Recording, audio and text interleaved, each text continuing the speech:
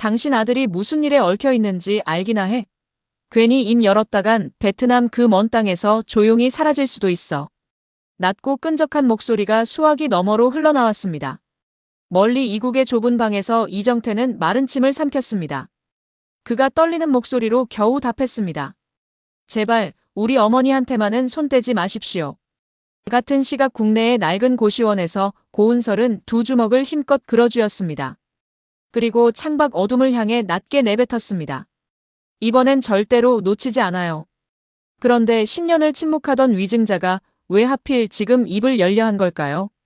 그리고 그보다 한 발 앞서 그를 찾아내 다시 어둠 속으로 밀어넣으려는 손은 대체 누구의 것일까요? 고은설은 이른 아침부터 버스를 몇 번이나 갈아타고 안노인의 낡은 집을 다시 찾았습니다. 교도소에서 한 푼 두 푼 모은 돈으로 겨우 마련한 고시원을 나설 때부터 그녀의 마음은 이미 이 작은 마을에 가 있었습니다. 좁은 방 한 칸에서 눈을 뜬 순간부터 어머니의 얼굴이 떠올랐고 그 얼굴은 그녀를 다시 이 먼 길로 이끌었습니다. 대문을 밀고 들어서자 마루에 힘없이 앉아있던 안노인이 고개를 들었습니다. 고은설은 얼른 신을 벗고 다가가 안노인의 어깨를 감쌌습니다. 그녀가 부드러운 목소리로 물었습니다. 어르신, 밤새 편찮으신 데는 없으셨어요? 밥은 좀 드셨고요? 안노인은 그저 힘없이 고개만 저었습니다. 부엌으로 들어간 고은설은 식은 반찬을 데우고 약봉지를 하나하나 챙겼습니다. 냉장고를 열어 상한 것은 골라내고 마당 한쪽에 널브러진 그릇들도 말없이 정리했습니다. 그 손길이 하도 정성스러워 안노인은 물끄러미 그 뒷모습을 바라보았습니다. 안노인이 조심스레 입을 열었습니다. 아가씨는 뭐가 아쉬워서 이 늙은이한테 이렇게까지 잘하나 몰라. 요새 세상에 이런 사람이 어디 있다고. 고은설은 잠시 손을 멈췄지만 이내 아무렇지 않은 듯 밥상을 차렸습니다. 그녀가 따뜻하게 웃으며 대답했습니다. 어르신 뵈면 저희 엄마 생각이 나서요. 그냥 제가 좋아서 하는 거니까 마음 쓰지 마세요. 안노인은 그 말 끝에 눈시울이 붉어졌습니다. 아들 이야기가 나올 때마다 흔들리던 그 눈빛이 오늘은 조금 더 오래 고은설에게 머물렀습니다. 두 사람은 마주 앉아 따뜻한 국에 밥을 말았습니다. 안노인은 밥을 뜨다 말고 문득 먼 곳에 있는 아들 이야기를 꺼냈다가 이내 말끝을 흐리며 숟가락을 내려놓았습니다. 노인이 한숨을 쉬며 낮게 말했습니다. 우리 아들이 객지에서 고생을 얼마나 하는지 이 어미는 그게 제일 걱정이야. 고은설은 밥그릇을 든 채 노인의 말에 조용히 귀를 기울였습니다. 그녀는 다정하게 맞장구를 쳐주며 물었습니다. 아드님이 그렇게 효자세요? 어머님을 이렇게나 생각하시는데. 안노인의 얼굴에 잠시 옅은 웃음이 번졌습니다. 노인은 젊은 시절 홀로 아들을 키우며 겪은 고생담을 하나둘 풀어놓았습니다. 고은설은 그 이야기를 들으며 마음 한구석이 아려왔습니다. 억울하게 자식을 잃은 어머니와 죄를 짓고 도망친 자식을 둔 어머니. 서로 다른 아픔을 품은 두 사람이 한 밥상에 마주 앉아 있는 셈이었습니다. 고은설은 문득 이 노인을 속이고 있는 자신이 미안해졌습니다. 하지만 어머니의 억울함을 풀기 위해서는 지금 이 길밖에 없었습니다. 그녀는 흔들리는 마음을 다잡으며 노인의 빈 그릇에 국을 더 떠주었습니다. 밥상을 물린 뒤에도 고은설은 마루를 닦고 빨래를 개며 한나절을 노인 곁에서 보냈습니다. 그 정성 어린 손길의 안노인의 경계는 조금씩 허물어지고 있었습니다. 고은설은 서두르지 않았습니다. 진실을 캐내려는 조바심을 안으로 꾹 누른 채 그저 곁을 지키며 하루하루 신뢰를 쌓아갔습니다. 그것이 지금 그녀가 할 수 있는 가장 확실한 길이라는 것을 그녀는 오랜 인내 끝에 배워 알고 있었습니다. 그날 오후 안노인은 장롱 깊숙이 넣어두었던 오래된 휴대전화를 꺼내 만지작거렸습니다. 액정에 금이 가고 모서리가 다 다른 낡은 물건이었습니다. 노인은 그 전화기를 마치 귀한 보물처럼 두 손으로 조심스레 쥐었습니다. 고은설은 설거지를 하다 말고 그 모습을 곁눈으로 살폈습니다. 안노인의 주름진 손가락이 익숙한 번호를 천천히 눌렀습니다. 국제전화 특유의 긴 신호음이 방 안의 나지막이 울려 퍼졌습니다. 고은설은 저도 모르게 물기 묻은 손을 앞치마에 닦으며 숨을 죽였습니다. 신호음이 몇 차례 이어지는 동안 안노인의 얼굴에는 초조함과 그리움이 뒤섞였습니다. 노인은 신호가 이어질 때마다 받아라, 제발 받아라 하고 속으로 되뇌는 듯 입술을 달싹였습니다. 그러다 신호가 뚝 끊기고 저편에서 낯선 남자의 목소리가 새어나오는 순간 안노인의 얼굴에 화색이 번졌습니다. 안노인이 떨리는 목소리로 반갑게 불렀습니다. 아이고, 우리 아들. 이제야 전화를 받는구나. 이 어미가 얼마나 기다렸는데. 고은설의 심장이 세차게 뛰기 시작했습니다. 그토록 찾아 헤매던 이정태의 목소리가 지금 저 낡은 수화기 안에 있었습니다. 그녀는 감정을 들키지 않으려 애쓰며 조용히 안노인의 곁으로 다가갔습니다. 안노인은 아들의 안부를 묻느라 정신이 없었습니다. 밥은 잘 챙겨 먹는지, 몸은 성한지, 언제쯤 돌아올 수 있는지 늙은 어머니의 물음이 끝없이 이어졌습니다. 저편에 이정태는 짤막짤막하게만 대답했지만 그 목소리에도 그리움이 배어 있었습니다. 고은설은 그 통화를 지켜보며 두 손을 가만히 모았습니다. 여기서 한 걸음만 더 나아가면 어머니를 죽음으로 몬 그날의 진실에 닿을 수 있을 것 같았습니다. 그녀는 마른 입술을 살짝 깨물며 때를 기다렸습니다. 가슴이 쿵쿵 울렸지만 겉으로는 애써 담담한 표정을 지어 보였습니다. 통화가 이어지는 동안 고은설의 머릿속에는 온갖 생각이 스쳐 지나갔습니다. 저 목소리의 주인이 바로 그날 밤 법정에서 자신을 살인자로 몰았던 사람이었습니다. 두 눈으로 똑똑히 봤다며 끝까지 거짓을 고집하던 그 경비였습니다. 그를 향한 원망이 가슴 밑바닥에서 울컥 치밀어 올랐습니다. 하지만 고은설은 그 감정을 삼켰습니다. 지금 그에게 필요한 것은 원망이 아니라 진실을 끌어낼 인내였기 때문입니다. 안노인은 통화를 마치며 아들에게 몸조심하라는 당부를 몇 번이고 되풀이했습니다. 노인이 전화를 끊고 나서 고은설을 돌아보며 말했습니다. 아가씨한테 이런 얘기까지 하고 내가 주책이지. 고은설은 얼른 고개를 저으며 노인의 손을 잡아주었습니다. 그녀가 부드럽게 답했습니다. 아니에요, 어르신. 아드님 이야기 더 들려주세요. 저도 궁금한걸요. 안노인은 그 말에 조금 마음이 놓인 듯 다시 아들 이야기를 이어갔습니다. 고은설은 그 이야기 속에서 이정태의 지금 처지와 마음을 조금씩 헤아려 나갔습니다. 지금 이 순간을 놓치면 다시는 이런 기회가 오지 않을지도 모른다는 것을 그녀는 잘 알고 있었습니다. 한참 아들과 이야기를 나누던 안노인이 문득 고은설을 돌아보았습니다. 노인의 얼굴에는 자랑스러움이 가득했습니다. 우리 아가씨가 요새 나를 얼마나 살뜰히 돌봐주는지 몰라. 아들, 너도 인사라도 한번 하렴. 그러면서 안노인은 선뜻 수화기를 고은설에게 건넸습니다. 고은설은 떨리는 손으로 전화를 받아들었습니다. 손끝이 미세하게 떨리는 것을 그녀는 애써 억눌렀습니다. 그녀가 차분한 목소리를 짜내며 입을 열었습니다. 처음 인사드립니다. 어머님 곁을 돕고 있는 사람이에요. 사실은 꼭 드릴 말씀이 있어서요. 저편에서 잠시 무거운 침묵이 흘렀습니다. 고은설은 안노인이 눈치채지 못하도록 조용히 마루 끝으로 자리를 옮겼습니다. 그녀는 조심스레 자신이 누구인지 그리고 그 옛날 세림타워 옥상에서 무슨 일이 있었는지를 낮은 목소리로 풀어놓았습니다. 억울하게 뒤집어 쓴 누명, 감옥에서 보낸 긴 세월, 그리고 어머니를 잃은 아픔까지 그녀의 말 한마디 한마디에는 오래 눌러온 슬픔이 배어 있었습니다. 이정태의 숨소리가 점점 거칠어졌습니다. 그가 한동안 말을 잇지 못하다 겨우 입을 열었습니다. 그날 일은 나도 평생을 후회하며 살았습니다. 하루도 마음 편한 날이 없었어요. 그의 목소리에는 오래 눌러온 죄책감이 묻어 있었습니다. 이정태가 떨리는 어조로 털어놓았습니다. 사실은 나한테 그렇게 증언하라고 시킨 사람이 따로 있었습니다. 나는 그저 시키는 대로 했을 뿐이에요. 고은설은 온몸이 굳는 듯 했습니다. 마침내 배후의 존재가 그의 입으로 확인된 순간이었습니다. 그녀는 흔들리는 목소리를 겨우 붙들며 물었습니다. 그 사람이 누구인지 이제라도 밝혀주실 수 있나요? 저한테는 그게 전부예요. 이정태는 무거운 한숨 끝에 대답했습니다. 이제라도 다 바로잡고 싶습니다. 나도 이렇게 도망치듯 사는 게 지긋지긋합니다. 그 한마디에 고은설의 눈가가 뜨거워졌습니다. 그녀는 목이 메어 잠시 말을 잇지 못했습니다. 이정태가 조심스레 물었습니다. 그때 그 학생이 정말 맞습니까? 그 오랜 세월을 어떻게 견뎠어요?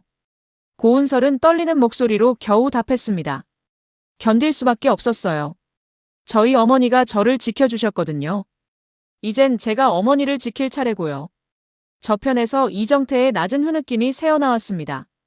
그는 한참을 뜸들이다 입을 열었습니다. 곧 연락드리겠습니다. 마음의 준비를 좀 해야 해서요. 다만 우리 어머니는 이 일을 전혀 모르십니다. 그것만은 알아주세요. 고은설은 안노인이 있는 방 쪽을 힐끗 돌아보았습니다. 아무것도 모르는 채 아들 걱정만 하는 노인의 모습이 눈에 밟혔습니다. 그녀가 낮게 다짐했습니다. 어머님께는 절대 누가 되지 않게 할게요. 약속드려요. 통화가 끝난 뒤에도 고은설은 한동안 수화기를 손에 쥔 채 마당에 서 있었습니다. 10년을 짓눌러온 진실의 문이 이제 손끝에 닿을 듯 가까워져 있었습니다. 진실로 향하는 첫 문이 드디어 조금씩 열리고 있었습니다. 같은 시각 청마의 부하나 부장은 이정태가 살던 옛 동네를 발이 닳도록 훑고 다녔습니다. 주밀안의 지시는 짧고 분명했습니다. 그 시절 위증을 섰던 경비의 뒤를 깨끗이 정리하라는 것이었습니다. 나 부장은 낡은 점퍼 차림으로 동네 곳곳을 돌며 사람들의 경계를 누그러뜨렸습니다. 오래된 부동산과 세탁소, 구멍가게를 차례로 드나들며 이정태의 행적을 캐물었습니다. 그가 넉살 좋게 말을 붙였습니다. 제가 그 사람한테 돈 받을 게 좀 있어서요. 혹시 어디로 갔는지 아세요? 사람들은 하나같이 고개를 저었지만 그는 조금도 포기하지 않았습니다. 몇 다리를 건너 마침내 이정태가 오래전 베트남으로 떠났고 홀어머니만 지방의 작은 마을에 남았다는 사실을 알아냈습니다. 그 정보를 알려준 사람은 이정태의 옛 이웃이었습니다. 그는 별 생각 없이 이런저런 이야기를 흘렸습니다. 그 집 아들이 갑자기 외국으로 뜨더니 어미한테 가끔 전화만 한다더라고. 나 부장은 그 말을 놓치지 않고 머릿속에 새겼습니다. 늙은 어머니와 가끔 오가는 전화. 그 두 가지가 이정태의 유일한 약점이자 그를 올가맬 고리였습니다. 나 부장은 낡은 수첩에 그 주소를 또박또박 적어 넣었습니다. 그의 입가에 서늘한 미소가 스쳤습니다. 그는 골목 한 구석으로 몸을 옮겨 휴대전화를 꺼내 주밀안에게 짧게 보고했습니다. 이사님, 그 경비 어미 주소를 잡았습니다. 지방 쪽인데 곧 내려가 보겠습니다. 수화기 너머에서 주밀안의 차분한 목소리가 돌아왔습니다. 서둘러. 그 여자가 먼저 냄새를 맡기 전에 아주 깔끔하게 마무리해야 해. 나 부장은 고개를 숙이며 대답했습니다. 염려 마십시오. 흔적 하나 남기지 않겠습니다. 통화를 끝낸 그는 곧장 차에 올라 시동을 걸었습니다. 낡은 골목을 빠져나가는 그의 표정에는 조급함이 어렸습니다. 시간이 얼마 남지 않았다는 것을 그 역시 본능적으로 느끼고 있었기 때문입니다. 그는 운전대를 잡은 채 혼잣말로 중얼거렸습니다. 괜히 일이 커지기 전에 빨리 끝내버려야지. 나 부장은 주밀안 밑에서 일하며 이런 뒤처리를 도맡아온 사람이었습니다. 꾸준 일일수록 티나지 않게 처리하는 것이 그의 몫이었고 그럴수록 주밀안의 신임은 두터워졌습니다. 그는 이번 일만 깔끔히 마무리하면 청마 안에서 자신의 자리가 한층 단단해질 것이라 계산하고 있었습니다. 그런 야심이 그의 발걸음을 더욱 재촉했습니다. 하지만 마음 한구석에는 어렴풋한 불안도 있었습니다. 그 시절 위증을 섰던 경비가 왜 하필 지금 다시 수면 위로 떠오르는지 그 배경이 마음에 걸렸습니다. 오래 묻혀있던 일이 이렇게 다시 들춰진다는 것은 누군가 집요하게 그 뒤를 파고 있다는 뜻이기도 했습니다. 나 부장은 백미러로 뒤를 한번 힐끗 살피고는 속력을 높였습니다. 차창 밖으로 저무는 해가 붉게 번지고 있었습니다. 그의 차는 이내 국도로 접어들어 남쪽을 향해 달려나갔습니다. 지방으로 내려온 나 부장은 안노인의 집 근처를 어슬렁거리며 동네 사정을 살폈습니다. 그는 마치 길을 잃은 나그네처럼 태연하게 골목을 오갔습니다. 평상에 앉아 볕을 쬐던 이웃 노인에게 그가 넉살 좋게 다가가 말을 붙였습니다. 저 아래 할머니 댁에 요즘 손님이 자주 온다면서요? 친척인가 봐요. 이웃 노인은 별 생각 없이 대답했습니다. 아, 웬 젊은 색시가 며칠에 한 번씩 와서 그 집 살림을 다 봐주더라고. 어찌나 싹싹한지 친딸도 그렇게는 못할 거야. 그 말에 나 부장의 표정이 순식간에 굳었습니다. 그가 짐짓 아무렇지 않은 척 되물었습니다. 그 색시가 어디서 온 사람인지는 모르시고요? 이웃 노인은 고개를 갸웃하며 대답했습니다. 글쎄, 도시에서 왔다는 것 같던데. 워낙 조용조용해서 통 알 수가 없어. 나 부장의 눈빛이 날카로워졌습니다. 젊은 여자가 그토록 자주 드나든다는 것은 이미 누군가 이정태의 뒤를 밟고 있다는 뜻이었습니다. 그는 애써 웃음을 지어 보이며 자리를 떴지만 속으로는 이미 위험을 직감하고 있었습니다. 골목 모퉁이로 몸을 숨긴 나 부장은 곧장 휴대전화를 꺼냈습니다. 국제전화 신호음이 초조하게 이어졌습니다. 그의 손끝이 미세하게 떨렸습니다. 만약 이정태가 이미 그 여자에게 입을 열었다면 일은 걷잡을 수 없이 커질 판이었습니다.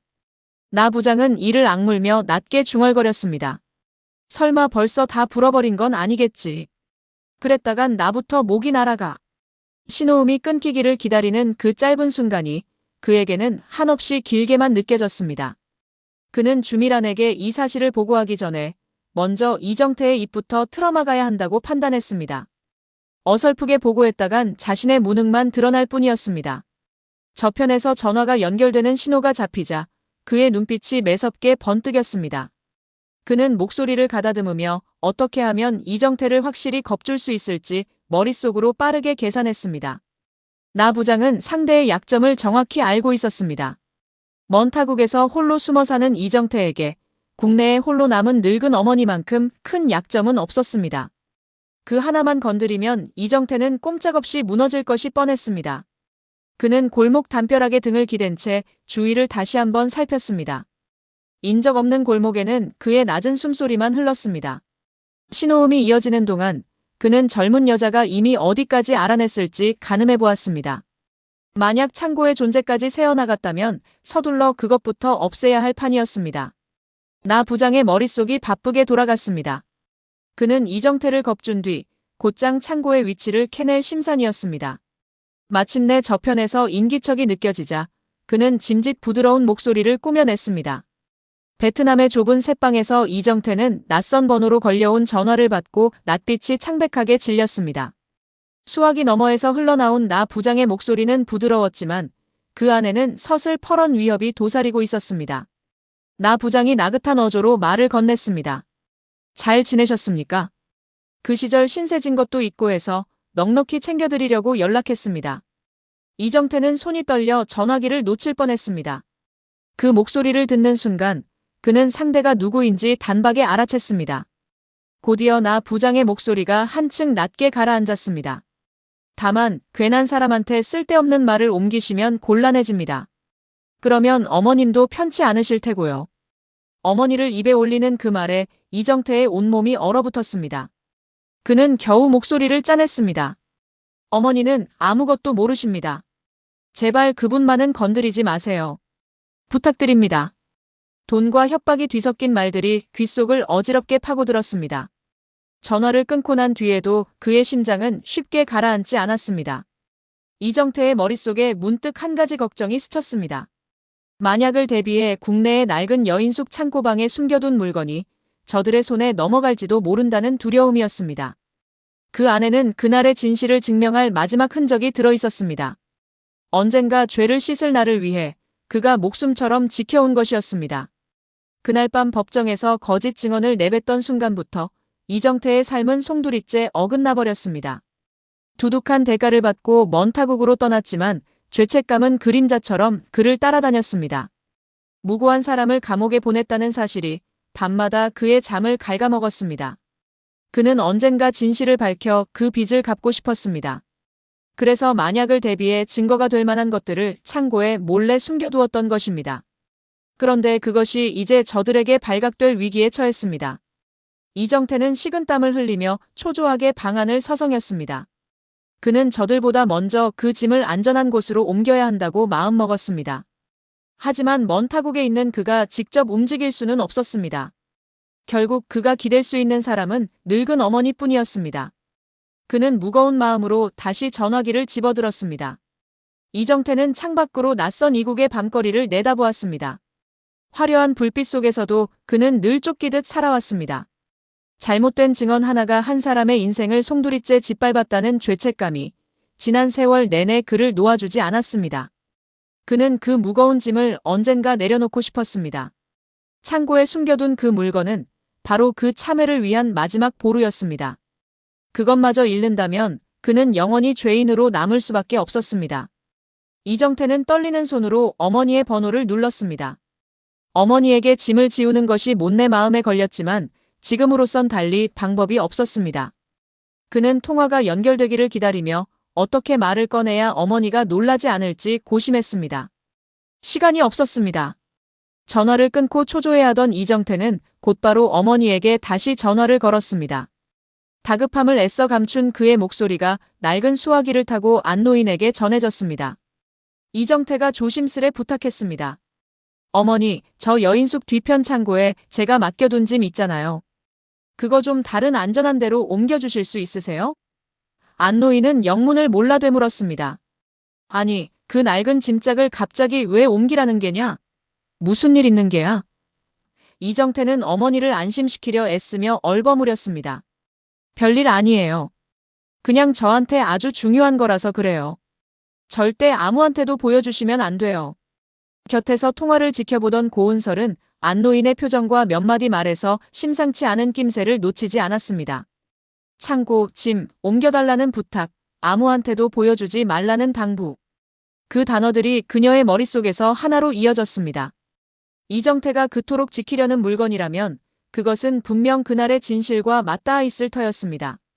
고은설의 눈빛이 날카롭게 빛났습니다. 고은설은 방으로 들어가 넌지시 안노인에게 물었습니다. 어르신, 아까 아드님이 창고짐을 옮겨달라고 하셨죠? 제가 도와드릴게요. 그게 어디에 있는데요? 안노인은 별 의심 없이 예전에 아들이 머물던 먼 지방의 여인숙 뒤편 낡은 창고 이야기를 들려주었습니다. 여기서 차로 몇 시간은 달려가야 하는 외진 곳이었습니다. 고은설은 그 위치를 머릿속에 단단히 새겼습니다. 그녀는 안노인이 통화를 마치기를 기다렸다가 조용히 마당으로 나와 휴대전화를 꺼냈습니다. 그녀의 손끝이 다급하게 움직였습니다. 신호음이 두어 번 울리자 익숙한 목소리가 들려왔습니다. 고은설은 낮지만 또렷한 목소리로 말했습니다. 변호사님, 지금 바로 도와주셔야 할 일이 생겼어요. 이정태 씨가 창고에 뭔가를 숨겨뒀는데 급히 옮기려고 해요. 그녀의 목소리에는 조급함과 결의가 동시에 배어 있었습니다. 서현재는 몇 마디만 듣고도 상황의 무게를 알아챘습니다. 그가 차분하게 되물었습니다. 은설 씨, 그 창고가 어디 있는지는 파악했어요?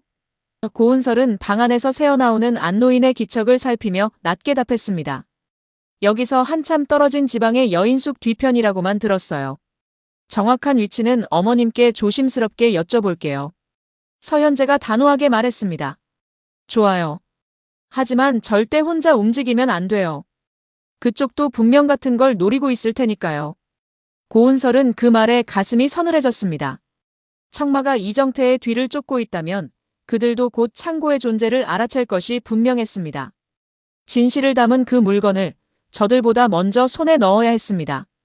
고은설은 마당 한쪽에 선 채 다급하게 뛰는 가슴을 애써 진정시켰습니다. 그녀는 방으로 돌아가 아무렇지 않은 척 안노인 곁에 앉았습니다. 하지만 그녀의 머릿속은 이미 그 창고를 향해 달려가고 있었습니다.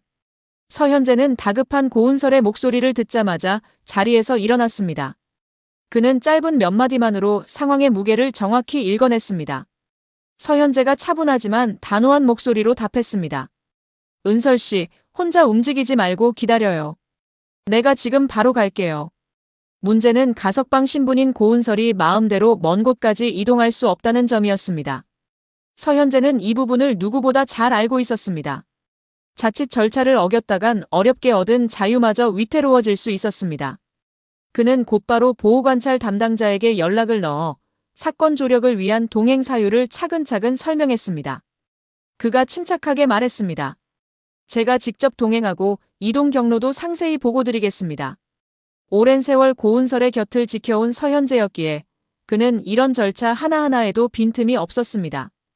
어렵게 얻은 그녀의 자유를 다시 위태롭게 만들 수는 없었기 때문입니다. 그는 필요한 서류와 확인 절차를 빠짐없이 챙겼습니다. 담당자의 확인이 떨어지자 그는 직접 운전대를 잡겠다고 자청했습니다. 안노인은 이미 아들의 부탁을 받고 짐을 옮기려 그 먼 창고 마을로 홀로 길을 나선 뒤였습니다. 가석방 신분인 고은설은 노인을 따라 나설 수 없어 애만 태우며 서현재를 기다린 것이었습니다. 얼마 지나지 않아 서현재의 차가 고은설이 기다리던 안노인의 마을 어귀에 닿았습니다. 고은설이 서둘러 다가오자 서현재가 조수석 문을 열어주었습니다. 그가 그녀를 바라보며 말했습니다. 먼 길이니까 마음 단단히 먹어요. 무슨 일이 있어도 은설 씨 혼자 앞서 나가지 않기로 약속해요. 감정만 앞세우면 지난번처럼 저들에게 빌미를 줄 수도 있으니까요. 고은설은 고개를 끄덕이며 차에 올랐습니다. 그녀가 낮은 목소리로 답했습니다. 고마워요, 변호사님. 변호사님이 안 계셨으면 저는 이만큼도 못 왔을 거예요.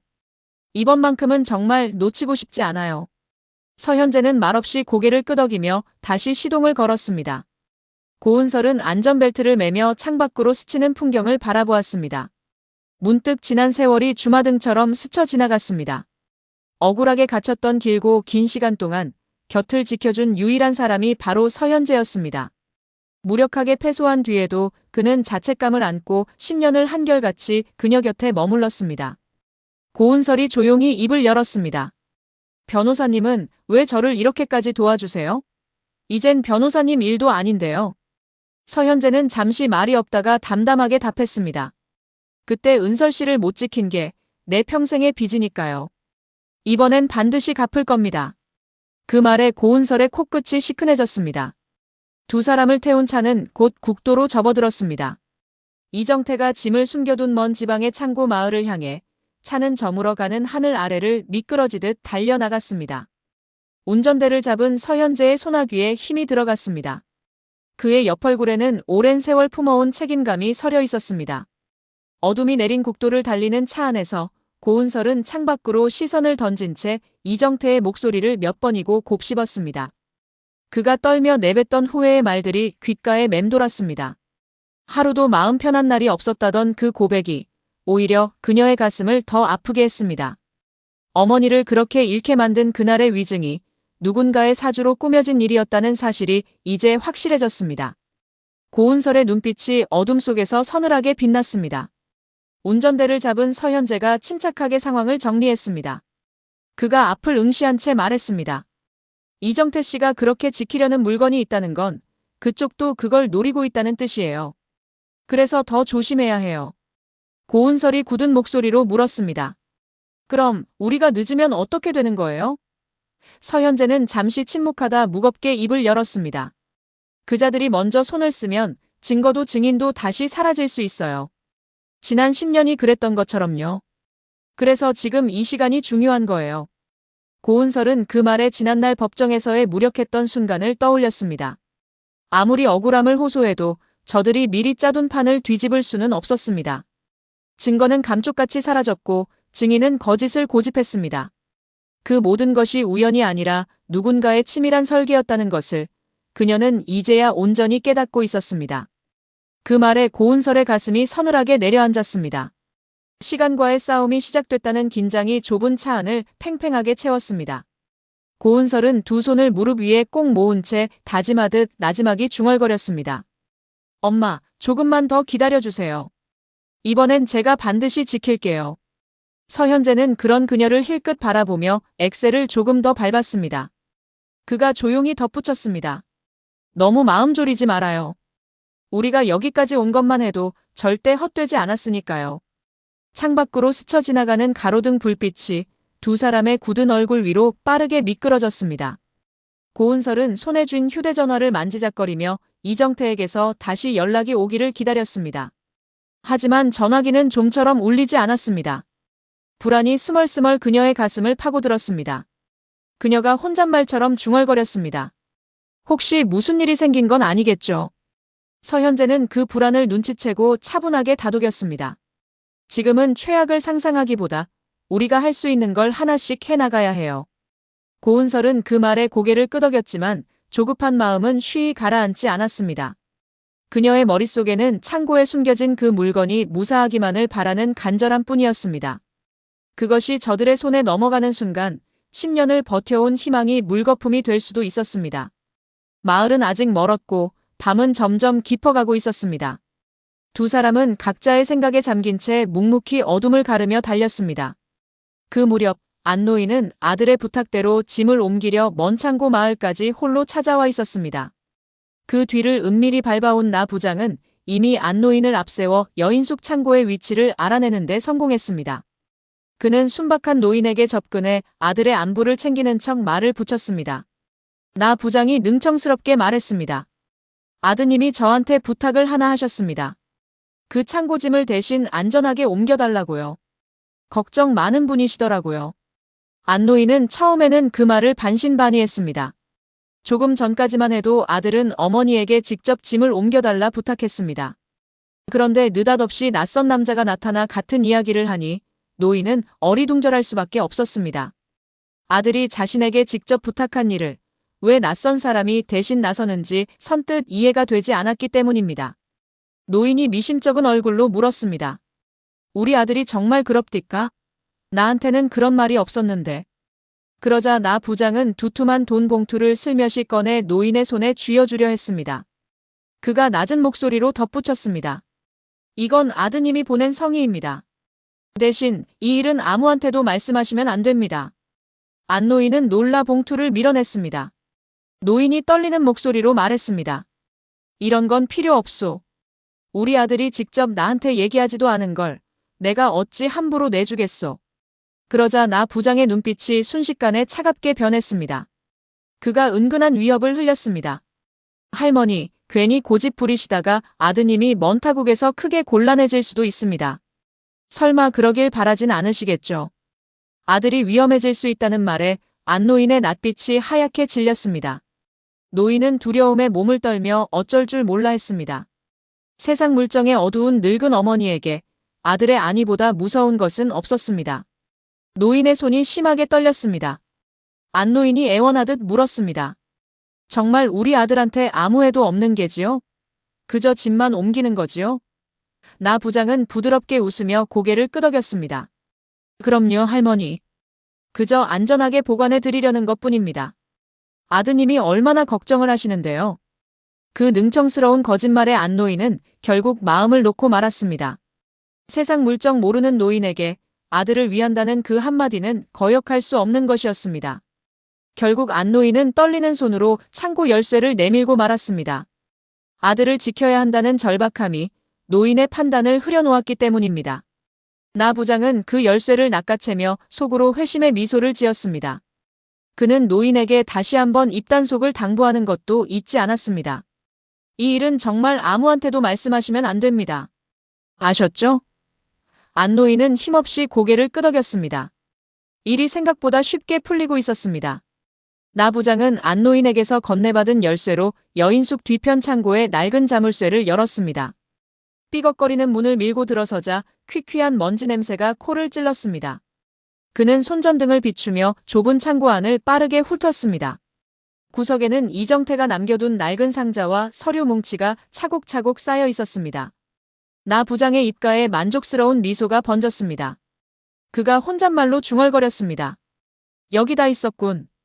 이걸 없애버리면 그날 일은 영영 묻히는 거야. 그는 서둘러 상자를 뜯어 안을 확인했습니다.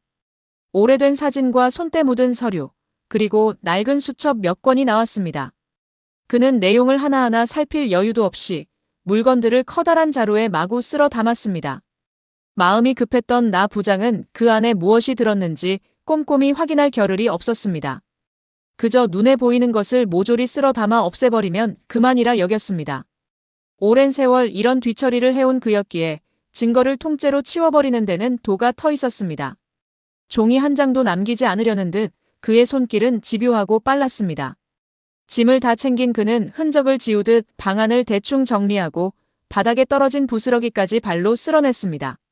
마치 처음부터 아무것도 없었던 것처럼 보이게 하려는 속셈이었습니다. 나 부장은 자루를 어깨에 둘러매며 마지막으로 창고 안을 천천히 둘러보았습니다. 텅 빈 공간을 확인한 그의 얼굴에 여유가 감돌았습니다. 그는 문을 닫고 자물쇠를 도로 채운 뒤 어둠을 틈타 서둘러 자리를 떴습니다. 그의 발걸음에는 골치 아픈 일을 마쳤다는 안도감이 배어 있었습니다. 그는 차에 자루를 싣고 나서야 겨우 긴 숨을 내쉬었습니다.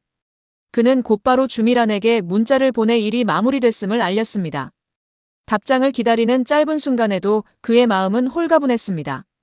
오랫동안 청마를 괴롭혀온 골칫거리 하나가 이제 완전히 사라진 셈이었습니다. 나 부장은 자루를 다시 한번 눈으로 확인하고는 트렁크를 닫았습니다. 그는 창고를 처음 상태 그대로 되돌려 놓았다고 확신했습니다. 서류도 물건도 흔적도 모두 그의 손안에 있었습니다. 오랜 경험이 그에게 알려준 대로 그는 마지막까지 방심하지 않고 문단속을 꼼꼼히 했습니다. 적어도 그는 그렇게 믿었습니다. 하지만 급하게 짐을 쓸어 담느라 서두른 탓에 그는 미처 방안을 완벽하게 훑지 못했습니다.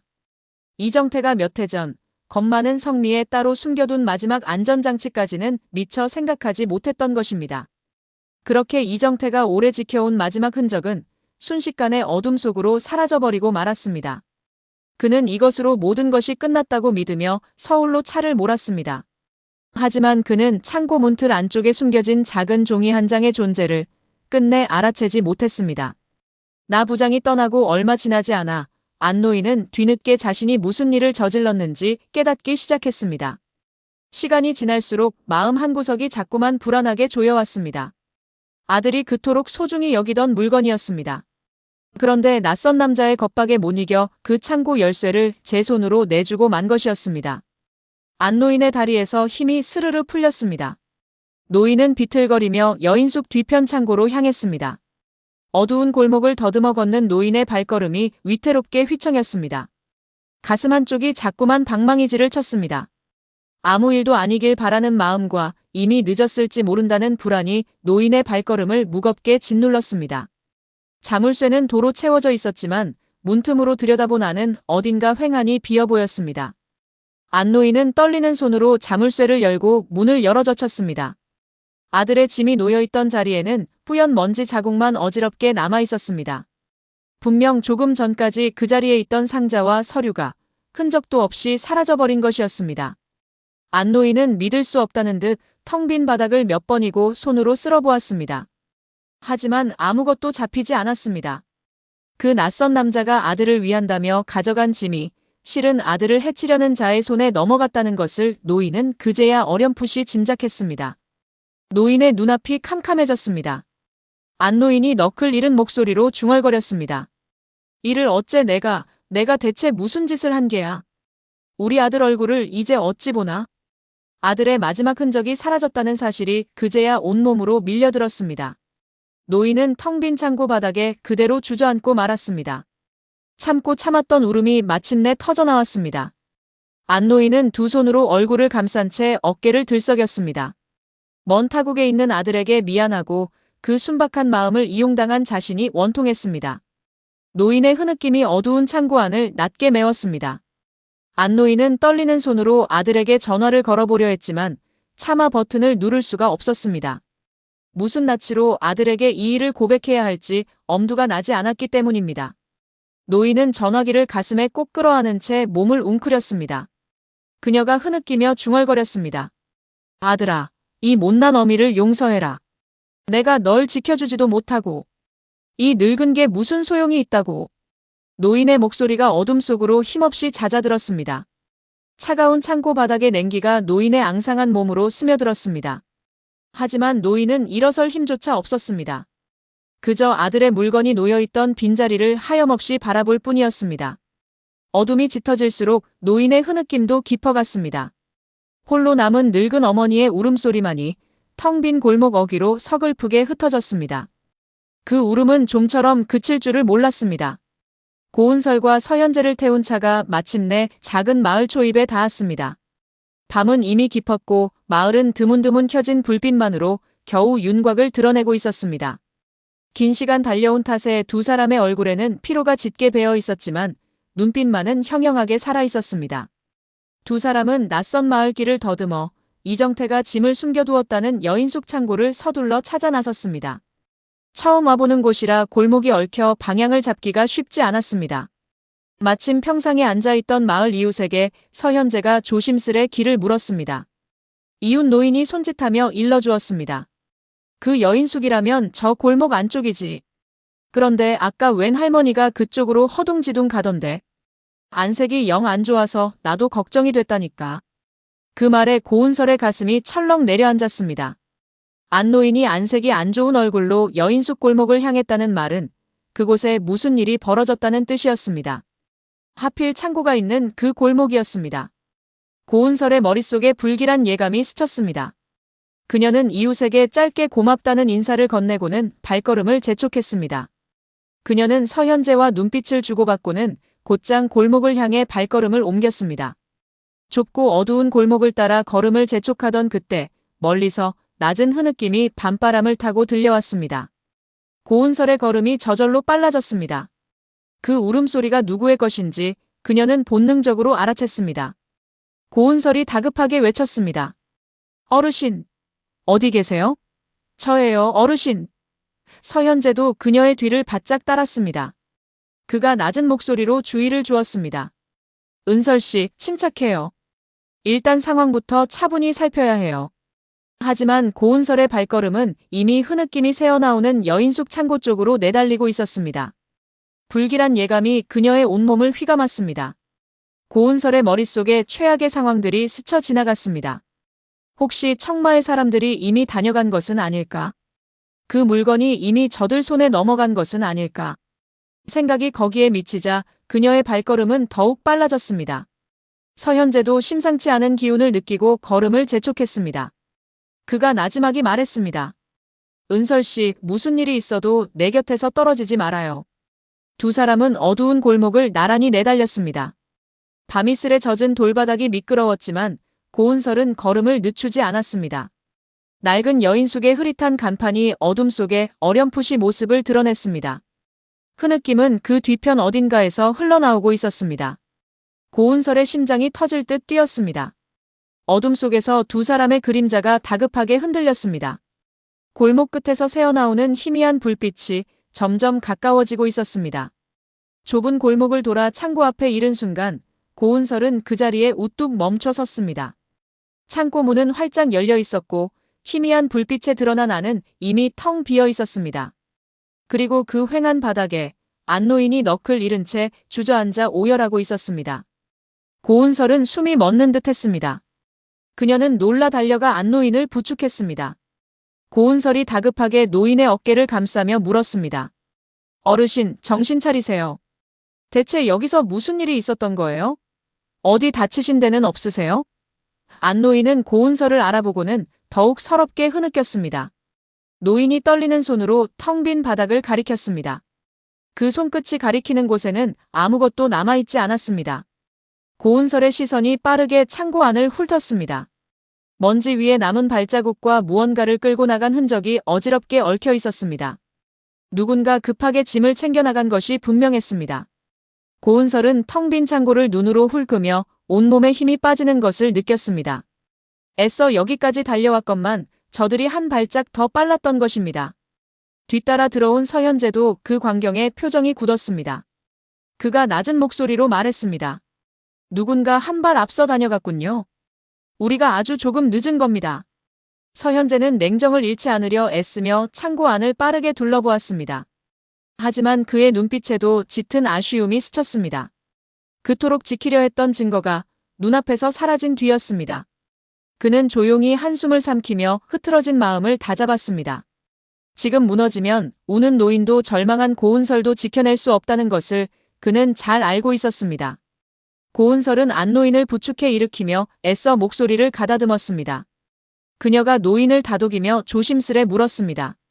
어르신, 여기 왔던 사람이 누구였는지 기억나세요? 천천히, 아주 천천히 말씀해 주세요. 안노인은 흐느낌 사이로 겨우 숨을 골랐습니다. 노인의 앙상한 어깨가 가늘게 떨렸습니다. 고은설은 그 떨림을 손끝으로 느끼며 다시금 어머니를 떠올렸습니다. 자식을 위해서라면 무엇이든 하는 어머니의 마음은 처지가 달라도 다르지 않았습니다. 이 노인 역시 아들을 지키려다 도리어 저들에게 이용당하고 만 것이었습니다. 고은설은 그 사실이 사무치게 안타까웠습니다.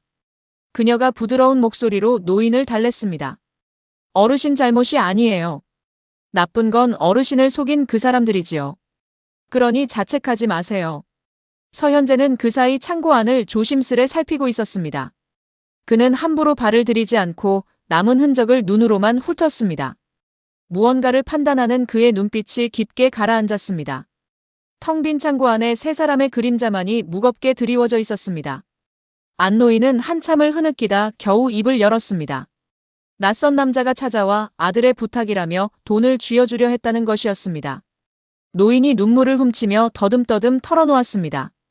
그 사람이 자꾸 우리 아들이 위험해질 수 있다고 겁을 주는데 무서워서 그만 열쇠를 내주고 말았어. 내가 죽일 놈이야. 안노인은 그 말 끝에 다시 어깨를 들썩였습니다. 노인이 자책하듯 흐느꼈습니다. 내가 늙어서 판단을 잘못한 게야. 우리 아들 물건을 내 손으로 넘겨줬으니 이 일을 어쩌면 좋아. 고은설은 그 낯선 남자의 인상착의를 조심스레 물었습니다. 자책에 빠진 노인을 다그치지 않으려 그녀는 최대한 부드럽게 말을 골랐습니다. 안노인은 흐느끼며 기억나는 대로 더듬더듬 일러주었습니다. 말끔한 차림의 말투가 번지르르한 중년 남자였다는 것이었습니다. 고은설은 그 몇 마디만으로도 상대가 누구의 사람인지 짐작할 수 있었습니다. 고은설은 그 이야기를 들으며 온몸에 힘이 빠지는 것을 느꼈습니다.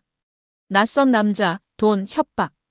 그 모든 정황이 한 사람을 가리키고 있었습니다. 청마의 손발이 되어 움직이는 나 부장이 한 발 앞서 이곳을 다녀갔음을 그녀는 직감했습니다. 고은설의 눈앞이 아득해졌습니다. 그토록 어렵게 다가섰던 진실의 실마리가 또다시 어둠 속으로 밀려나 버린 것이었습니다. 그녀는 텅 빈 창고 바닥을 내려다보며 입술을 깨물었습니다. 증인은 먼 타국에서 입을 막혔고 그가 남긴 마지막 흔적마저 저들의 손에 넘어갔습니다. 어렵게 이어놓은 신락 같은 끈이 눈앞에서 툭 끊어져 버린 셈이었습니다. 고은설은 절망이 가슴을 짓누르는 것을 느끼며 두 주먹을 힘없이 늘어뜨렸습니다. 10년 세월을 견디게 해준 유일한 희망이 손끝에서 스르르 빠져나가는 듯한 기분이었습니다. 하지만 그녀는 이대로 무너질 수 없었습니다. 어머니의 얼굴이 그 마지막 미소가 눈앞에 어른거렸기 때문입니다. 감옥에서 위독했던 그날 환영으로 나타난 어머니는 꼭 살아서 진실을 밝히라 했습니다. 그 말이 지금 그녀를 다시 일으켜 세웠습니다. 고은설은 이를 악물며 생각했습니다. 저들이 이렇게까지 서둘러 흔적을 지우려 한다는 것은 그만큼 감출 것이 많다는 뜻이었습니다. 오히려 그 다급함이 배후가 청마와 얼마나 깊이 얽혀 있는지를 반증하고 있었습니다. 절망의 한가운데서도 고은설은 그 사실 하나를 붙들었습니다. 그녀가 낮게 다짐했습니다. 이대로 끝낼 순 없어. 반드시 다른 실마리가 남아있을 거야. 10년을 견뎌낸 그녀였습니다. 이 정도 벽에 주저앉을 수는 없었습니다. 고은설은 흐느끼는 안노인의 등을 가만히 쓸어내리며 애써 마음을 다잡았습니다. 아직 끝난 것이 아니라고 그녀는 스스로에게 되뇌었습니다. 침통하게 굳어있는 고은설을 서현재가 조용히 다독였습니다. 그가 그녀의 어깨를 가볍게 두드리며 말했습니다. 은설씨, 아직 끝난 게 아니에요. 이런 자리일수록 놓친 게 없는지 다시 한번 꼼꼼히 살펴야 해요. 서현재는 침착하게 손전등을 들고 창고 구석구석을 훑기 시작했습니다. 낡은 선반 뒤편과 갈라진 바닥 틈까지 그의 시선은 한 뼘도 그냥 지나치지 않았습니다. 오랜 세월 법정에서 단련된 그의 눈은 사소한 흔적 하나도 허투루 넘기지 않았습니다. 서현재가 낮은 목소리로 말했습니다. 은설씨, 저들이 아무리 서둘렀다 해도 완벽할 순 없어요. 급하게 움직인 사람은 반드시 무언가를 놓치기 마련이니까요. 그 말에 고은설은 흐릿한 희망을 품고 다시 눈을 크게 떴습니다. 두 사람은 벽면과 천장, 낡은 문짝까지 하나하나 손으로 더듬어 나갔습니다. 먼지가 자욱하게 일었지만 두 사람은 개의치 않고 구석구석을 뒤졌습니다. 서현재의 손끝은 신중하면서도 빈틈이 없었습니다. 오랜 세월 증거 하나에 매달려온 사람다운 집요함이었습니다. 고은설도 눈물을 닦고 그의 곁에서 함께 살폈습니다. 두 사람의 손길이 어두운 창고 안을 조심스레 더듬어 나갔습니다. 그러던 서현재의 눈이 문득 한 곳에 멈췄습니다. 창고 문틀 안쪽 오래된 나무판 하나가 미세하게 헐거워져 있었습니다. 그가 조심스레 그 나무 조각을 손끝으로 매만졌습니다. 서현재가 낮은 목소리로 말했습니다. 은설씨, 이것 좀 봐요. 여기 뭔가 끼워둔 흔적이 있어요. 고은설이 급히 손전등을 그쪽으로 비췄습니다. 서현재는 신중하게 나무판을 조금씩 뜯어냈습니다. 그러자 그 안쪽 틈에서 작게 접힌 종이 한 장이 툭 떨어졌습니다. 고은설의 심장이 요동쳤습니다. 그녀가 떨리는 목소리로 물었습니다. 변호사님, 이게 설마 이정태 씨가? 서현재는 그 종이를 조심스레 집어들었습니다. 오래되어 누렇게 바랜 종이였습니다. 저들이 미처 찾아내지 못한 그 무언가가 지금 두 사람의 손안에 들어와 있었습니다. 고은설은 믿기지 않는다는 듯 그 종이를 바라보았습니다. 방금 전까지 온몸을 짓누르던 절망이 한순간에 팽팽한 긴장으로 바뀌었습니다. 서현재가 낮게 속삭였습니다. 함부로 만지지 말고 조심스럽게 펴봐야 해요. 오래된 거라 부서질 수도 있어요. 고은설은 마른 침을 삼키며 고개를 끄덕였습니다. 그녀의 손끝이 가늘게 떨렸습니다. 이 작은 종이 한 장에 10년을 짓눌러온 진실의 실마리가 담겨 있을지도 몰랐습니다. 두 사람은 손전등 불빛 아래 몸을 바짝 붙인 채 그 낡은 종이를 조심스레 살폈습니다. 어둠 속에서 두 사람은 숨을 죽였습니다. 안노인도 흐느낌을 멈추고 그 광경을 지켜보았습니다. 안노인은 두 사람이 뜯어낸 종이를 보고 눈물을 훔치며 말했습니다. 노인이 떨리는 목소리로 짐작했습니다. 우리 아들이 혹시 몰라 그런 걸 숨겨뒀나 봐. 원래 겁이 많고 조심성 많은 아이였어. 늘 만약을 대비하던 아이지. 안노인의 말에 고은설은 가슴이 먹먹해졌습니다. 이정태가 만약을 대비해 남몰래 남겨둔 것이라면 그 안에는 저들도 미처 지우지 못한 진실의 한 조각이 담겨 있을 터였습니다. 겁이 많아 늘 만약을 준비하던 그 성미가 이번만큼은 진실을 지키는 방패가 된 셈이었습니다. 고은설은 문득 이정태가 전화기 너머로 흘리던 후회의 말들을 떠올렸습니다. 다 바로잡고 싶다던 그 목소리가 이 낡은 종이 한 장으로 증명되고 있었습니다. 저들이 그의 입은 막았을지언정 그가 남긴 마음까지 지우지는 못한 셈이었습니다. 고은설은 서현재에게서 종이를 건네받았습니다. 그녀의 손끝이 가늘게 떨렸습니다. 접힌 자국이 깊게 팬 낡은 종이를 고은설은 조심스레 한 겹씩 펼쳤습니다. 종이가 사가부스러질까봐 그녀는 숨을 죽이며 아주 천천히 손을 움직였습니다. 손전등 불빛 아래로 희미한 글씨가 서서히 모습을 드러냈습니다. 오래 눌려있던 탓에 잉크가 번지고 흐려져 있었지만 그 안에 적힌 몇 개의 글자만은 또렷했습니다. 고은설은 숨을 멈춘 채 그 글씨를 들여다보았습니다. 그녀의 눈동자가 크게 흔들렸습니다. 그것은 단순한 낙서가 아니었습니다. 그날 밤 이정태에게 위증을 사주한 배후를 가리키는 결정적인 단서였습니다.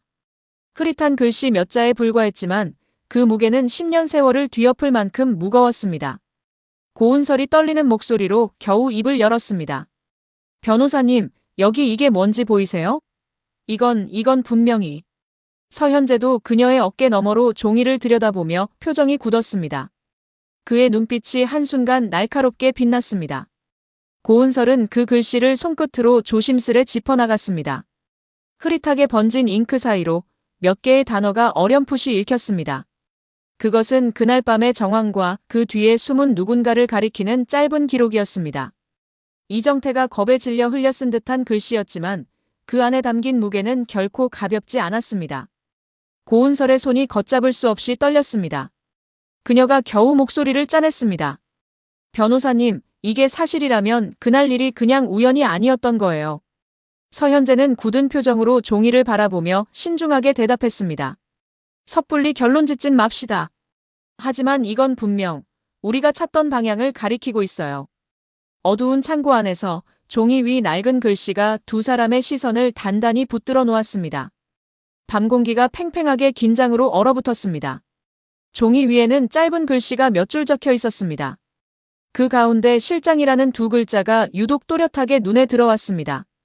그리고 그 옆에는 오래전 청마와 관련된 짧은 문구가 흐릿하게 남아 있었습니다. 고은설은 그 글자를 몇 번이고 되읽었습니다. 청마라는 이름이 이정태의 위증과 이어져 있다는 사실이 이 낡은 종이 한 장으로 처음 모습을 드러낸 순간이었습니다. 그동안 막연한 의심으로만 떠돌던 것이 이제 손에 잡히는 단서가 되어 나타났습니다. 그날 밤 옥상에서 벌어진 일도 법정에서의 위증도 결국 그 거대한 이름 아래 얽혀 있었던 것입니다. 고은설은 그 사실이 소름 끼치도록 무겁게 다가왔습니다. 청마라는 벽 앞에서 그녀가 얼마나 무력했는지 지난 10년이 새삼 뼈아프게 떠올랐습니다. 고은설의 심장이 세차게 뛰었습니다. 그녀가 떨리는 목소리로 중얼거렸습니다. 그러니까 그날의 일이 결국 청마와 닿아 있었던 거네요. 우연이 아니었어요. 서현재도 그 글자를 뚫어져라 들여다보며 신중하게 입을 열었습니다. 그가 낮은 목소리로 말했습니다. 이 두 글자가 정확히 누구를 가리키는지 이제부터 반드시 확인해야 해요. 함부로 단정하면 안 되지만 결정적인 실마리인 건 분명해요. 고은설과 서현재는 종이를 사이에 두고 번갈아 눈길을 주고받았습니다. 두 사람의 가슴 속에서 같은 이름 하나가 조심스레 떠올랐지만 아직은 섣불리 입 밖에 낼 수 없었습니다. 확실한 증거로 그 이름을 세상 앞에 세우기 전까지는 침묵해야 한다는 것을 두 사람 모두 잘 알고 있었기 때문입니다. 성급하게 움직였다간 지난날처럼 또다시 저들에게 당할 수 있었습니다. 이번에는 물증을 단단히 갖추기 전까지 결코 서두르지 않겠다고 두 사람은 눈빛으로 다짐을 주고받았습니다. 고은설은 그 낡은 종이를 가슴에 꼭 품었습니다. 종이 한 장의 무게가 10년 세월만큼이나 무겁게 느껴졌습니다. 서현재는 그 종이를 조심스레 손수건에 감쌌습니다. 그가 낮은 목소리로 당부했습니다. 이건 무엇보다 소중한 증거예요. 절대 잃어버리면 안 됩니다. 그리고 확실해지기 전까지는 그 누구에게도 말해선 안 돼요. 고은설은 굳은 얼굴로 고개를 끄덕였습니다. 그녀는 지난날 성급하게 나섰다가 오히려 저들의 덫에 걸려들었던 뼈아픈 기억을 떠올렸습니다. 이번에는 결코 같은 실수를 되풀이하지 않을 작정이었습니다. 고은설이 낮게 다짐했습니다. 이번엔 서두르지 않을 거예요. 한 걸음 한 걸음 확실하게 나아갈 거예요. 두 사람의 눈빛이 어둠 속에서 마주쳤습니다. 절망의 끝에서 붙잡은 이 작은 실마리가 두 사람에게는 10년 만에 되찾은 희망이었습니다. 어둠 속에서 진실을 향한 가느다란 빗줄기 하나가 마침내 새어나오고 있었습니다. 그 빛은 희미했지만 결코 꺼지지 않을 것 같았습니다. 같은 시각 청마사옥의 한 사무실에는 늦은 밤까지 불이 켜져 있었습니다. 나 부장이 커다란 자루를 바닥에 내려놓으며 주미란 앞에 섰습니다. 오랜 운전 끝이라 그의 얼굴에는 피로가 묻어 있었지만 임무를 마쳤다는 뿌듯함이 더 컸습니다. 그가 고개를 숙이며 보고했습니다. 이사님, 말씀하신 대로 아주 깔끔하게 정리했습니다. 그 경비가 남겨둔 물건은 하나도 빠짐없이 여기 있습니다. 주미라는 자루를 내려다보며 천천히 미소를 지었습니다. 오랜 불안이 마침내 거치는 듯한 표정이었습니다. 그녀는 고은설이 출소했다는 소식을 들은 뒤로 줄곧 마음 한구석이 편치 않았습니다. 그 시절 위증을 섰던 경비가 어디선가 입을 열까봐 밤잠을 설친 날도 있었습니다. 그런데 이제 그 마지막 불씨까지 제 손으로 밟아 껐다고 여기니 오랜 체증이 내려가는 듯 했습니다. 주미란이 낮고 여유로운 목소리로 말했습니다. 잘했어. 이제야 발 뻗고 잘 수 있겠네. 그녀는 손끝으로 자루를 툭 건드리며 혼잣말처럼 되뇌었습니다. 이걸로 그 옛날 일은 영영 묻히는 거야. 이제 아무도 그날 일을 들춰내지 못해. 나 부장도 안도한 듯 다시 고개를 숙였습니다. 그가 조심스레 덧붙였습니다. 다만 그 경비 어미 곁에 젊은 여자가 드나든다는 얘기가 좀 걸립니다. 그 말에 주미란의 눈썹이 잠시 꿈틀했지만 그녀는 이내 코웃음을 쳤습니다. 물건을 다 치웠는데 이제 와서 무슨 상관이야. 하지만 주미란의 얼굴에 번진 그 안도는 어딘가 오래가지 못할 예감으로 얼룩져 있었습니다. 그녀는 창밖의 어둠을 바라보며 잠시 말을 잃었습니다.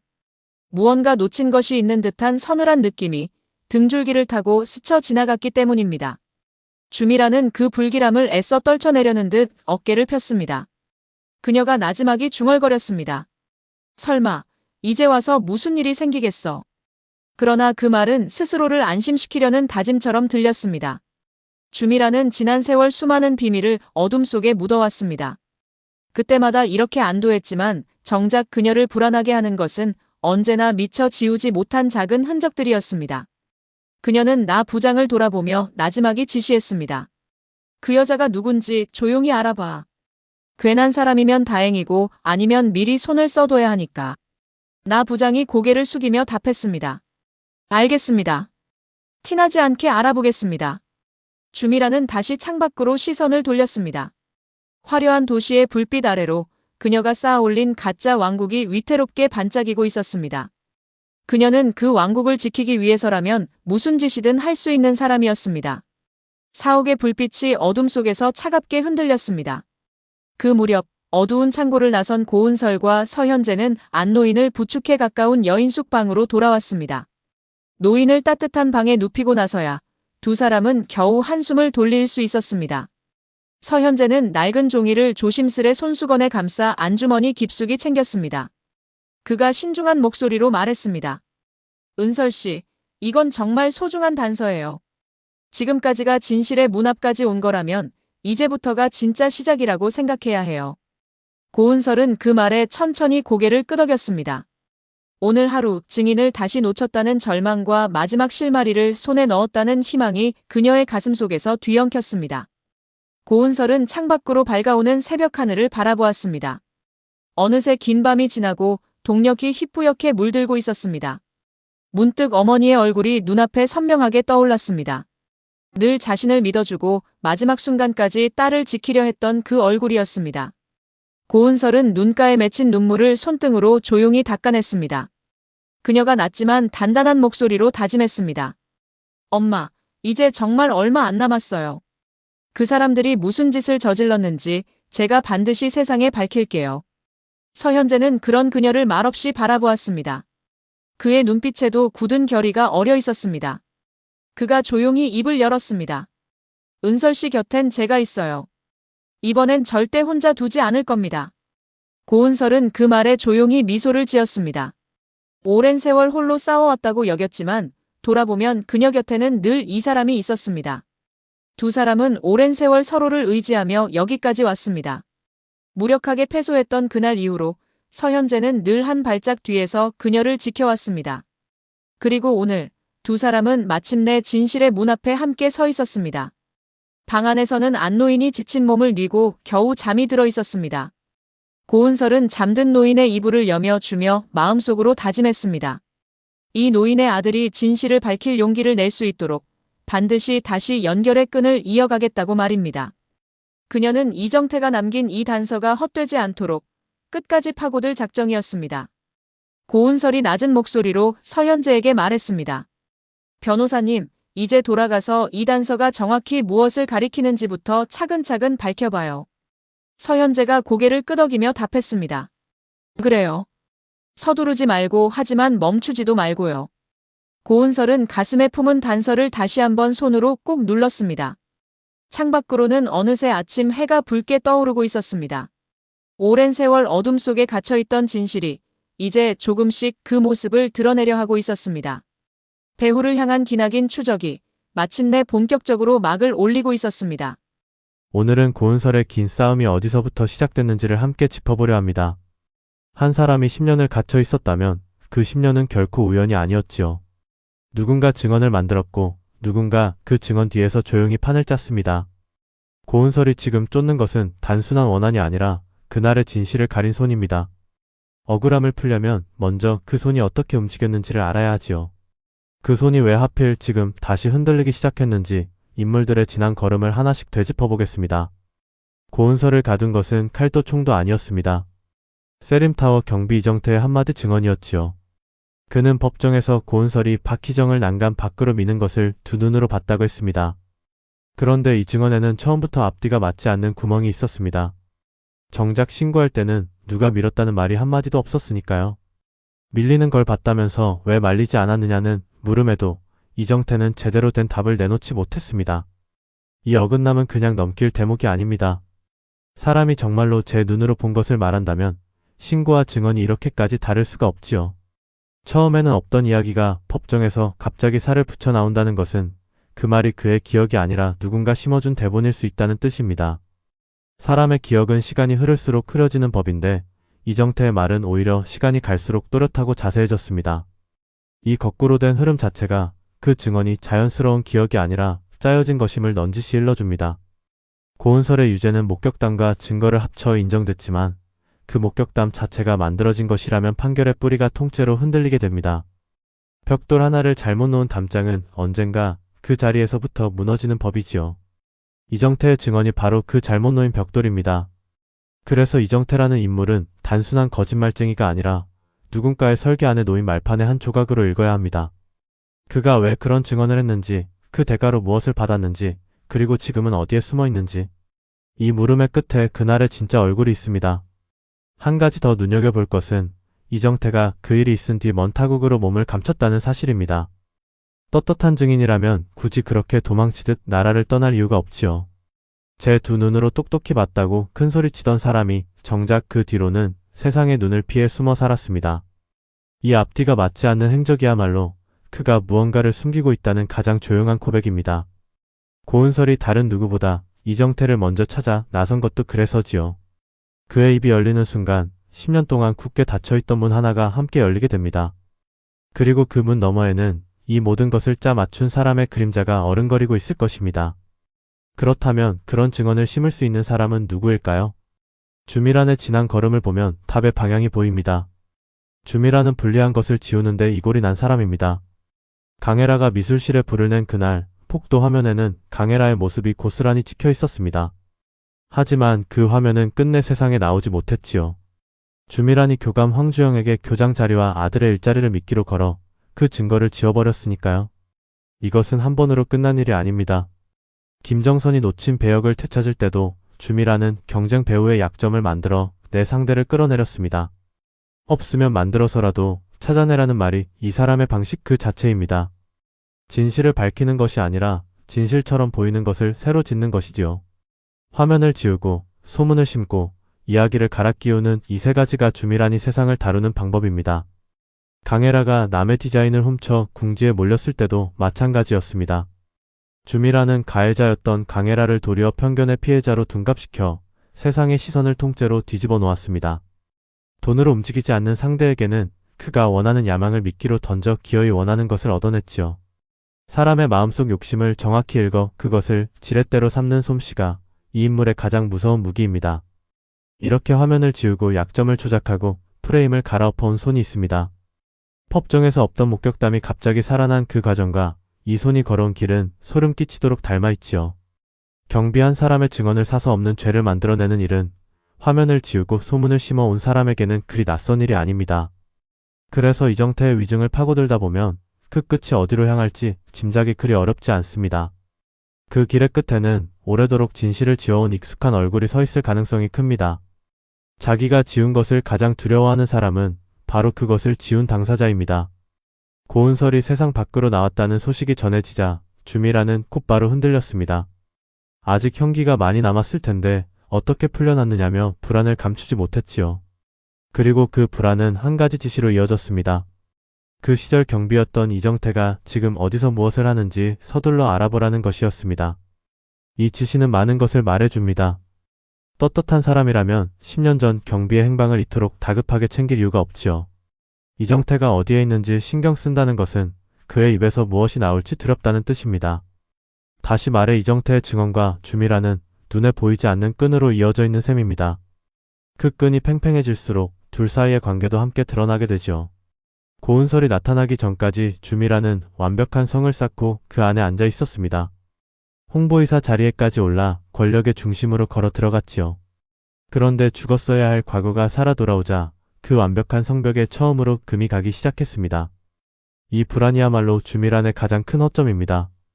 두려움에 쫓겨 서둘러 움직이는 사람은 반드시 흔적을 남기게 마련이니까요. 게다가 주미란의 성벽에는 이미 다른 곳에서도 금이 가고 있었습니다. 그가 그토록 지우고 싶어하던 지난날의 신분을 곁에 있는 누군가가 알고 있었으니까요.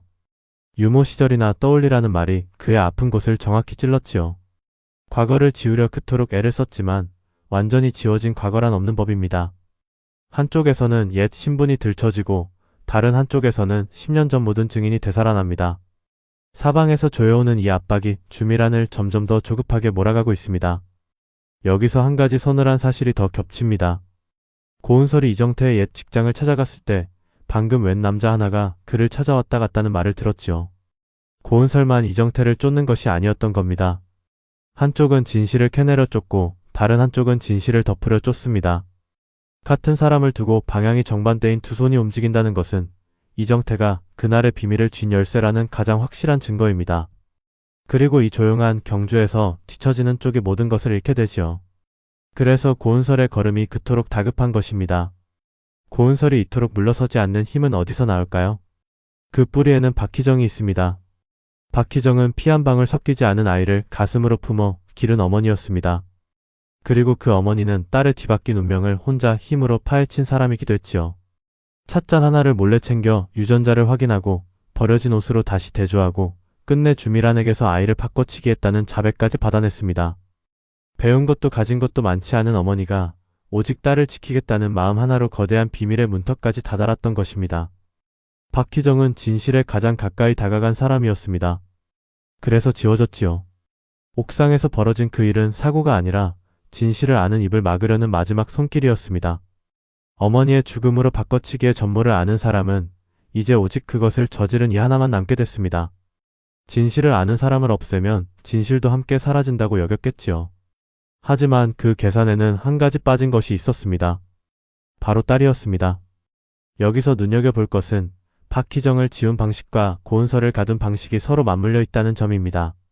어머니는 진실을 알았기에 목숨을 잃었고 딸은 그 어머니의 죽음을 뒤집어 쓴 채 죄인이 됐습니다. 하나의 밤에 두 모녀가 동시에 지워진 셈이지요. 그러니 어머니의 죽음을 파헤치는 일과 딸의 누명을 벗기는 일은 결국 하나의 문제입니다. 그날 옥상의 진실이 밝혀지는 순간 두 가지 억울함이 한꺼번에 풀리게 되니까요. 어머니가 남긴 것은 침묵만이 아니었습니다. 고은설은 무너진 병상에서 어머니의 환영에 붙들려 다시 일어섰습니다. 반드시 살아서 진실을 밝히겠다고 어머니의 목숨을 빼앗은 사람을 찾아 죗값을 치르게 하겠다고 다짐했지요. 세상이 자신을 가둬도 절대 포기하지 않겠다는 그 다짐이 긴 옥살이를 견디게 한 유일한 버팀목이었습니다. 어머니가 못다 이룬 추적을 이제 딸이 고스란히 이어받은 것입니다. 박희정이 찻잔을 챙기던 그 집요함이 고은설이 위증자의 뒤를 캐는 지금의 걸음으로 흘러들었습니다. 어머니는 유전자로 진실에 다가섰고 딸은 증언을 되짚어 진실에 다가섭니다. 방법은 달라도 향하는 곳은 같지요. 그러니 이 싸움은 한 사람의 싸움이 아니라 두 모녀가 세대를 이어 함께 벌이는 싸움인 셈입니다. 그래서 그 걸음이 더 무겁고 더 마음에 남는 것이지요. 고은설의 곁에는 오래 함께한 한 사람이 있습니다. 변호사 서현재입니다. 서현재는 처음 그 법정에서 이정태의 증언이 어긋난 지점을 가장 날카롭게 파고든 사람이었습니다. 신고와 증언이 왜 다른지 팠다면서 왜 말리지 않았는지를 집요하게 물고 늘어졌지요. 비록 그때는 판을 뒤집지 못했지만 그가 던진 그 물음은 사라지지 않고 남았습니다. 서현재가 그 패소를 10년 동안 마음의 빚으로 안고 산 것도 그래서입니다. 자신이 조금만 더 힘이 있었다면 억울한 사람을 지킬 수 있었을 거라는 자책이 그를 10년 내내 고은설의 곁에 붙들어 두었습니다. 그는 고은설이 스스로를 해치려 할 때 억울하면 살아서 밝히라며 모질게 다그친 사람이기도 합니다. 무너지려는 사람을 붙들어 다시 일으킨 셈이지요. 고은설이 진범을 잡으려면 변호사님의 도움이 절실하다고 말한 것도 그 신뢰가 10년을 견뎌 쌓인 결과입니다. 주목할 점은 서현재가 처음부터 짚은 그 모순이 지금도 여전히 살아있다는 것입니다. 위증의 허점은 그때 묻혔을 뿐 사라진 것이 아니지요.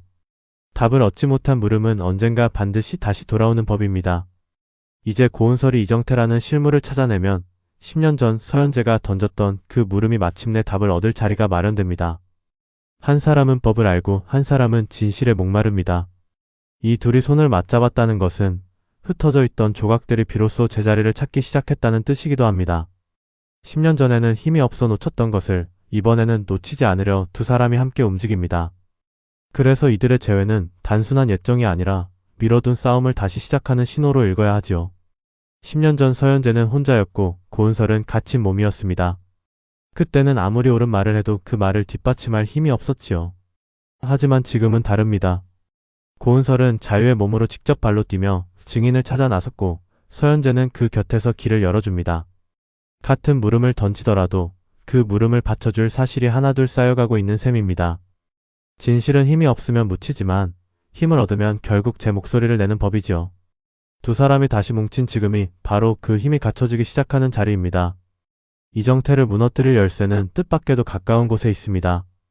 먼 타국에 숨은 그가 유일하게 마음을 놓지 못하는 것, 바로 홀로 남은 늙은 어머니입니다. 아무리 멀리 달아나도 자식은 어머니를 향한 끈만은 끊지 못하는 법이지요. 고은설은 바로 그 지점을 파고들었습니다. 이정태에게 홀어머니가 있다는 단서를 붙잡고 그 어머니에게 조심스럽게 다가간 것입니다. 이 접근은 우연히 마주친 선회가 아니라 진실을 캐내기 위해 치밀하게 계산된 걸음이었습니다. 고은설은 아무것도 모르는 노인을 속이는 자신이 미안하면서도 어머니의 억울함을 풀 길이 이것뿐임을 알고 있었습니다. 남의 어머니를 이용해야 하는 딸의 마음이 얼마나 무거웠을지 그래서 그 장면이 더 아프게 다가오지요. 자신도 어머니를 잃은 딸이기에 아들을 걱정하는 그 노인의 마음이 남일 같지 않았을 겁니다. 문제는 이 약한 고리를 노리는 손이 고은설만이 아니라는 데 있습니다. 이정태를 쫓는 또 다른 손 역시 결국 같은 곳, 그 늙은 어머니에게 닿을 수밖에 없습니다. 자식을 지키려는 노인의 마음은 순박하기에 도리어 이용당하기 쉽지요. 진실을 캐려는 쪽과 덮으려는 쪽이 같은 사람 곁에서 맞부딪히는 순간 이 이야기는 팽팽한 긴장 속으로 접어들게 됩니다. 여기서 한 가지 더 눈여겨볼 것이 있습니다. 10년을 침묵한 이정태가 왜 하필 지금 어머니에게 다시 연락을 해왔느냐는 점입니다. 오래 묻혀있던 사람이 다시 움직인다는 것은 그의 마음에도 어떤 변화가 일고 있다는 뜻일 수 있지요. 죄를 짓고 도망친 사람이 평생 마음 편할 리 없으니까요. 무고한 사람을 감옥에 보냈다는 죄책감은 아무리 먼 곳으로 달아나도 그림자처럼 따라붙는 법입니다. 어쩌면 그 오랜 죄책감이 이제 그의 입을 열게 만들지도 모릅니다. 그러니 앞으로의 걸음은 이정태의 입을 누가 먼저 여느냐, 그리고 그가 오래 감춰온 것을 누가 먼저 손에 넣느냐의 싸움으로 흘러갈 가능성이 높습니다. 진실을 쥔 사람이 흔들릴 때 그를 붙잡으려는 두 손은 더욱 거칠어지게 마련이죠. 한쪽은 그 입을 열어 진실을 세상에 꺼내려 하고 다른 한쪽은 그 입을 영영 닫아 진실을 묻으려 합니다. 그 결과에 따라 10년을 눌러온 진실의 무게가 어느 쪽으로 기울지가 정해질 것입니다. 지금까지 짚어본 것들을 모아보면 그림이 또렷해집니다. 만들어진 증언, 증거를 지우는 오래된 습관, 증인의 행방을 다급히 캐는 불안, 그리고 어머니가 남긴 추적의 불씨. 이 모든 실이 이정태라는 한 사람에게로 모여듭니다. 고은설의 폭수가 단순한 분풀이가 아니라 진실을 되찾는 걸음인 이유가 여기에 있지요. 이 드라마가 그려온 것은 결국 욕심이 놓은 덫에 걸린 사람들의 이야기입니다. 주미란의 욕심이 한 아이의 운명을 바꿔치기 했고 그 거짓을 지키려는 욕심이 다시 한 어머니의 목숨과 한 딸의 10년을 삼켰습니다. 그 덫은 지금도 사라지지 않고 이번에는 늙은 어머니 곁으로까지 뻗어오고 있지요. 하지만 덫을 놓은 사람은 하나를 잊고 있었습니다. 억울하게 걸려든 사람의 마음속에도 결코 꺾이지 않는 힘이 자란다는 것을요. 10년을 침묵한 위증자가 흔들리기 시작한 지금 그 뒤에 숨은 손도 함께 조여오고 있습니다. 누가 먼저 그 진실에 닿느냐에 앞으로의 판이 걸려 있습니다. 그리고 그 판의 한가운데에는 어머니의 이름을 걸고 물러서지 않는 고은설이 서 있지요. 오늘은 고은설이 왜 이정태를 쫓는지 그 뒤에 어떤 손이 있는지를 함께 짚어봤습니다. 만들어진 한마디가 한 사람의 10년을 삼켰다면 그 한마디를 되돌리는 것으로 진실은 다시 걸음을 뗄 수 있겠지요. 다음 이야기가 어디로 향할지 차분히 지켜봐 주시면 좋겠습니다.